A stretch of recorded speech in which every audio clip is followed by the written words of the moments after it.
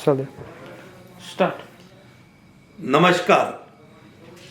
MI lifestyle marketing global private limited या आयुष उत्पादनाच्या प्रचार आणि प्रसार करणाऱ्या, भारतातील अग्रगण्य असणाऱ्या व डायरेक्ट सेलिंग संस्थेचा MI उड्डाण या स्नेह मेळाव्याकरता राज्यभरातून आलेल्या सर्व उपस्थितांचे मी मनापासून हार्दिक स्वागत करतो.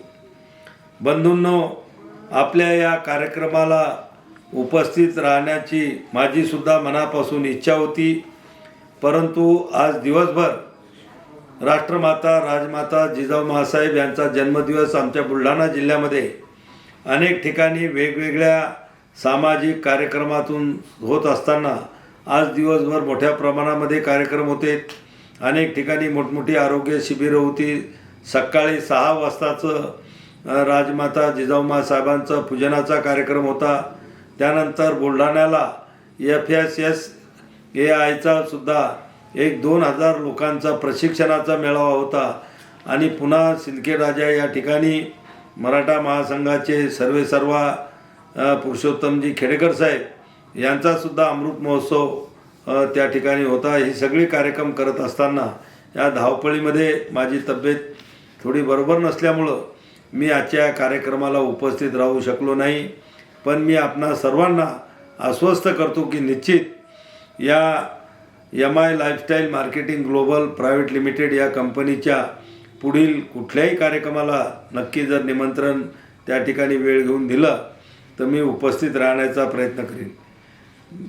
MI lifestyle marketing global private limited ही कंपनी गेल्या 12 वर्षापासून संपूर्ण भारतामध्ये आयुर्वेद असेल, होमिओपॅथी असेल, युनानी असेल, योगा असेल, सिद्धा असेल, या सर्व आयुषच्या उत्पादनाच्या प्रचार आणि प्रसार मोठ्या प्रमाणामध्ये करत असून लोकांना स्वयंरोजगाराचे उल्लेखनीय कामसुद्धा ही संस्था करत आहे. मी कंपनीच्या भावी वाटचालीस मनापासून शुभेच्छा देतो. सन्माननीय श्री माणिकरावजी जाधव साहेब यांनी खूप आग्रहानं मला हे निमंत्रण दिलं होतं, पण मी येऊ शकलो नाही. त्याबद्दल दिलगिरी व्यक्त करतो.